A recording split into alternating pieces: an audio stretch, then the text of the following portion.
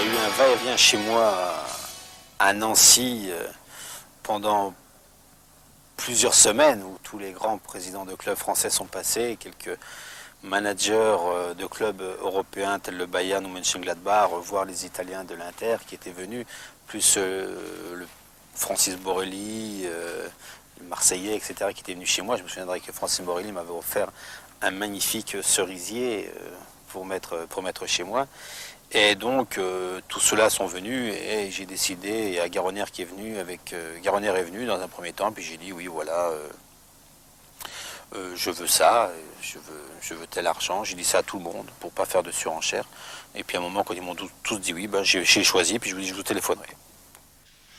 J'ai pris contact avec les dirigeants de Nancy, avec Michel Platini, bien sûr, et nous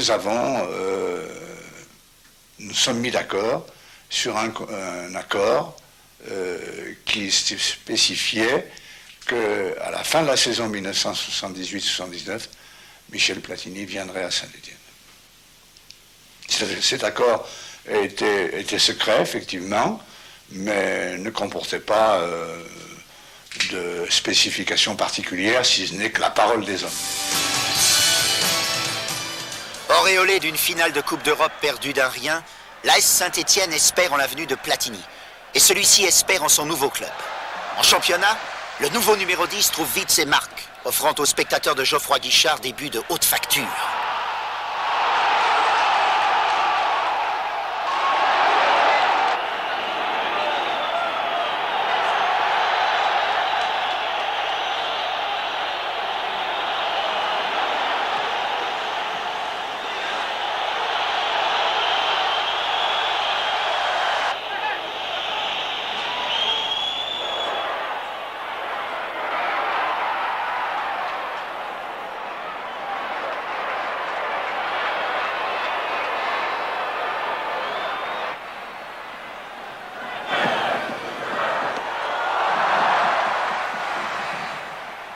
Pourtant, en cette saison 79-80, les Verts, pour 3 petits points, doivent laisser le titre à leur grand rival d'alors, le Football Club de Nantes. Platini a marqué 16 buts dans ce championnat.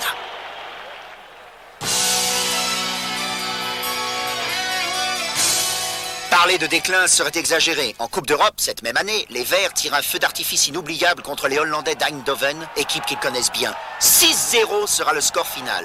3 buts marqués en à peine 5 minutes de jeu, du jamais vu en Coupe d'Europe.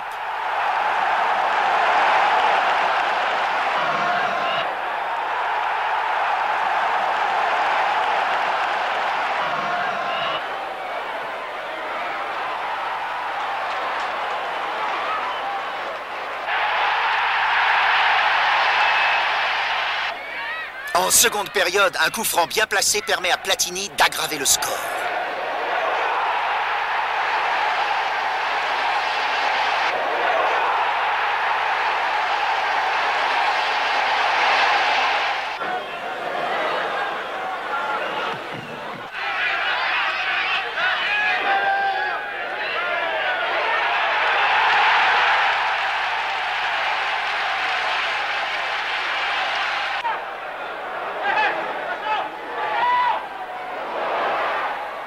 Rousset s'échappe et porte la marque à 5-0, avant un dernier but sur pénalty de Johnny Rep.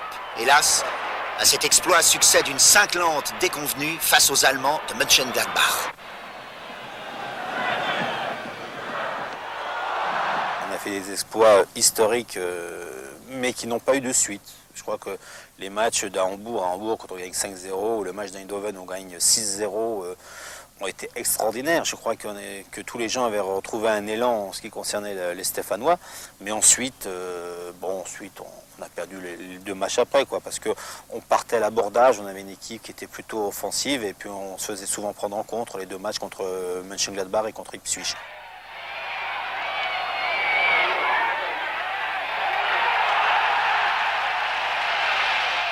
Ce match contre les Allemands de Mönchengladbach démarre pourtant bien avec ce pénalty transformé par Platini. Mais dans la demi-heure suivante, les Verts, en contre, sont balayés et encaisseront 4 buts sur leur pelouse. Voici les 2 buts les plus spectaculaires.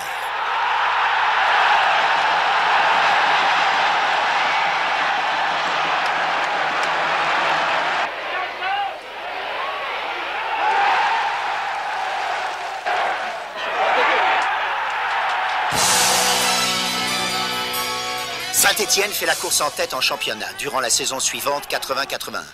Pour Michel Platini, cette année marque une indéniable progression dans sa carrière. Il marque 20 buts sur tous les terrains de France. Je vous propose de voir la plupart d'entre eux. Des coups francs, donc marqués du pied droit.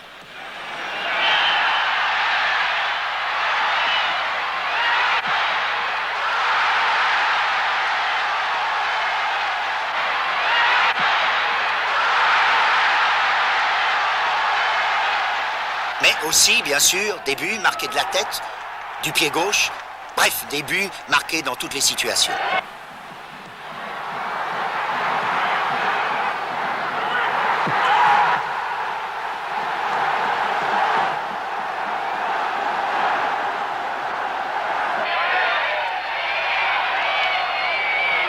Avec le maillot stéphanois comme sous celui de l'équipe de France, Platini est devenu un buteur parfaitement complet.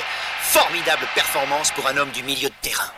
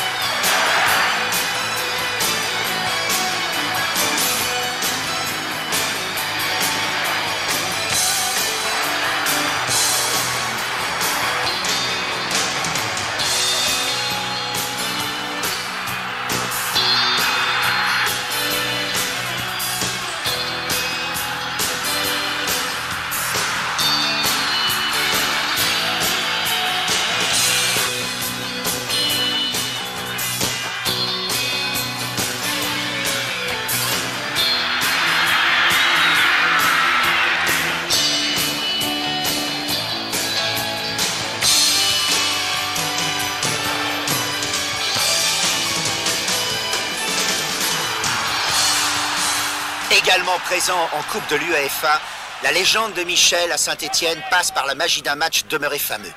Soirée de folie à Hambourg. Jamais, en terre allemande, une équipe française n'avait marqué 5 buts. On avait joué l'Allemagne 8 jours avant, on avait perdu 4-1. On avait joué le samedi contre le dernier, on était premier du championnat. Contre Tours, on a perdu 2-1 chez nous, on nous prédisait d'en prendre une dizaine à Hambourg. Et miracle des miracles, nous gagnons à Hambourg 5-0 en écrivant une des grandes pages de l'AS Saint-Étienne, avec une équipe qui n'était plus certes les vrais Verts, mais qui était quand même les Verts. Et le 5e but est à la suite d'une passe décisive de Castaneda. Je continue jusqu'au 18 mètres, il y a un appel superbe de Rep qui me dégage le chemin et je frappe. Mais alors, comment expliquer cette nouvelle humiliation face aux Anglais d'Ipswich quelques mois plus tard et à Geoffroy Guichard qui plus est? On attend tout le monde aussi mis au deuxième poteau là-bas. Muren a donné a à pris Gates. appui sur Gates, oui. Oh, beau centre. Ouais, Oui, but de Mariner, premier extraordinaire but concédé en Coupe combinaison, d'Europe. extraordinaire combinaison sur ce coup franc avec une feinte de frappe au début de Arnold Muret. Brasil, Mariner, Larios, Thyssen, Walk, frappe instantanée, Et but. but. Oh, quel joli but action de Muren. extraordinaire sur cette Frappe passe en instantanée retrait de Muren et but Wark. imparable.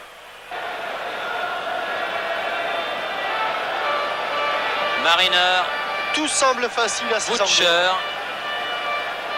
Attention, ça va Wark. très haut. et but qui rebondit sur le poteau. Nouveau but réussi de par Wark. Wark qui frappe l'intérieur du poteau. Et nous voilà Sur un à centre. 4-1 en faveur de Ipswich. Il reste alors la Coupe de France, dont voici la finale contre Bastia, et le championnat. Au printemps, Platini et les siens visent le doublé. Mais dans un match au dénouement plutôt inattendu, c'est Bastia qui remporte l'édition 81 de la Coupe de France. Martialis a ouvert le score, ce raid de Roger Mila déclenche la joie des Corses. Malgré un pénalty, la Coupe échappe aux Stéphanois.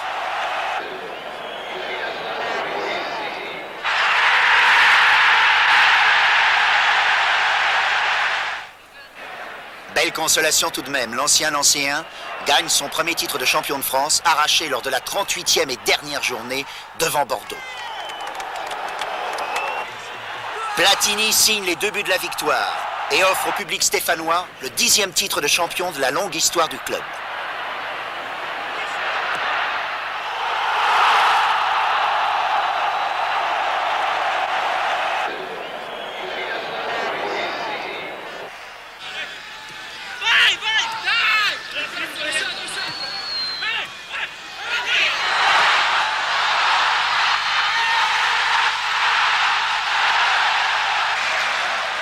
Ce but de Lacombe ne changeant rien à l'affaire, liesse à Geoffroy Guichard. On avait les moyens de faire beaucoup plus, on aurait dû être 3 années de suite champions, si justement les Stéphanois avaient eu encore un peu faim et qu'il y avait encore une motivation de gagner dans ce club que je n'ai pas tellement trouvé. Et donc malheureusement ça s'est passé comme ça, mais non mais je regrette rien, j'ai beaucoup apprécié Saint-Étienne parce que c'est une ville superbe avec des gens fantastiques. 1982.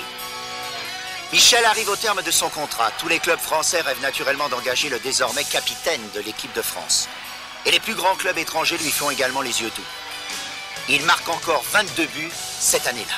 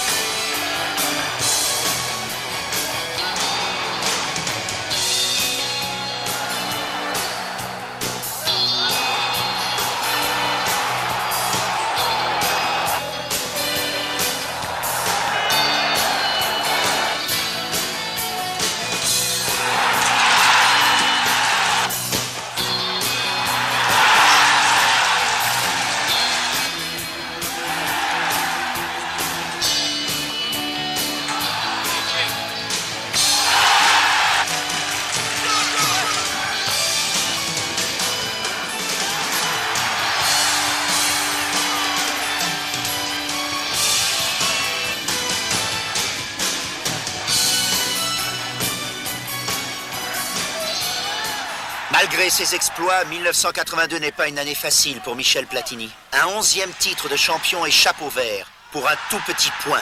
Et c'est Monaco qui devient champion de France.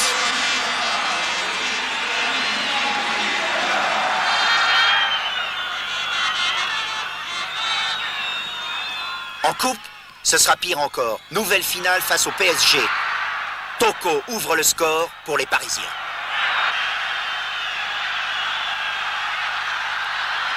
Platini marque les 2 buts stéphanois. J'avais annoncé quelques jours auparavant que j'allais terminer ma carrière en Italie. Et ce dernier match était important pour l'AS Saint-Étienne et pour moi. Finir en beauté était primordial. Et nous avons perdu au pénalty après une très très belle soirée. Nous allons voir le 2e but que j'ai inscrit d'un pointu à Dominique Baratelli. C'est Jean-Claude Lemoux qui me chargeait un individuel. Mais lui, il a eu la chance de fêter ce titre au champagne. Tandis que moi, j'ai pu me raccrocher en disant, bah voilà, j'ai mis 2 buts. J'ai bien terminé, maintenant je vais tenter une autre expérience. C'était la fin, je pense, d'une équipe. Il y a eu la caisse noire qui a commencé, etc. 2-1. Mais dans les arrêts de jeu, Dominique Rocheteau égalise.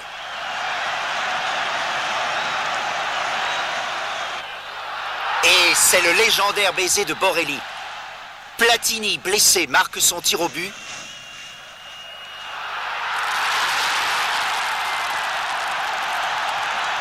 Mais c'est le PSG qui l'emporte. Énorme déception pour Platini et son président, ce qui n'enlève rien à son admiration. J'ai eu beaucoup de satisfaction et beaucoup d'admiration même de connaître l'homme, de connaître les valeurs de l'homme.